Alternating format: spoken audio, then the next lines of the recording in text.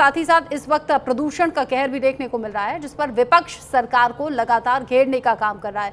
कांग्रेस नेता संदीप दीक्षित ने क्या कुछ कहा इसे लेकर, सुन लीजिए। फिर से लगातार पॉल्यूशन को लेकर दिल्ली में AQI की सीमा जो है बढ़ी हुई है, लेकिन मौजूदा वक्त की सरकार और पिछली सरकारों में इस पूरे मामले को लेकर विवाद भी लगातार देखने को मिल रहा है। कांग्रेस पार्टी के वरिष्ठ नेता संदीप दीक्षित इस वक्त मेरे साथ हैं। सर, मुझे याद है कि आप लोगों ने भी अपने टाइम पे इस चीज़ को मैनेज करने की बहुत कोशिश की थी, लेकिन पिछली सरकार में जब आम आदमी पार्टी थी तो लगातार सवाल खड़े होते रहते हैं कि पॉल्यूशन कितना बढ़ रहा है। एक बार फिर दिल्ली में दिल्ली वासियों को वही पॉल्यूशन का सामना करना पड़ रहा है और बीजेपी लगातार ये तर्क दे रही है कि पिछली सरकारों से बेहतर जो है इस बार AQI देखने को मिल रहा है। इस तर्क पे क्या कहना चाहेंगे आप? देखिए, AQI बेहतर है नहीं है ये मैं इतना नहीं जानता हूँ, लेकिन एक चीज़ है जो इनको माननी पड़ेगी। वैसे देखा जाए तो जो पंजाब में पराली जलती है वो 7-8% ही कंट्रीब्यूट करती है, इस समय ज़्यादा करती है, अदरवाइज करती है।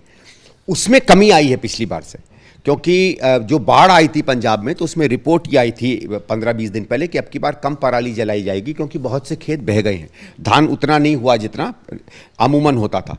तो एक तो उसमें गिरावट ऑटोमेटिकली आई होगी, जिस कारण से हो सकता फ़र्क पड़े, क्योंकि पिछले 6-8 महीने में कोई सकारात्मक कदम दिल्ली सरकार की तरफ से पोल्यूशन कंट्रोल करने के दिखे नहीं हैं। अब की बार तो ये भी कहा जा रहा है कि पिछली बार से पटाखे भी कुछ कम हुए, और कुछ शायद ग्रीन पटाखे हैं कि नहीं है ये तो नहीं जानता मैं, लेकिन कुछ कम हुआ है। तो हो सकता है कुछ इनका ग्रीन पटाखों का इसका कुछ प्रयास रहा हो तो रहा हो, पर अभी ठोस प्रयास कम से कम नहीं दिख रहे हैं।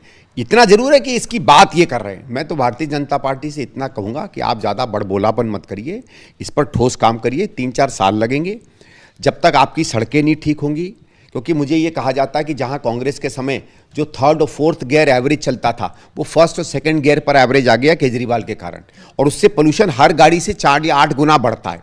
तो आप इमेजिन करिए, गाड़ियाँ बढ़ी पर कार पोल्यूशन बहुत ज़्यादा बढ़ गया है, और दूसरा ख़राब सड़कें और नया इंफ्रास्ट्रक्चर नहीं बनने के कारण गाड़ियाँ ऑलमोस्ट डबल टाइम आज सड़क पर दे रही हैं। मुझे खुद लोग बताते हैं कि साहब जहाँ हम आज से 10 साल पहले 15 मिनट में पहुँच जाते थे, 45 मिनट 50 मिनट 1-1 घंटा लग रहा है। तो ऑब्वियसली ये सब पोल्यूशन को ऐड कर रहा है।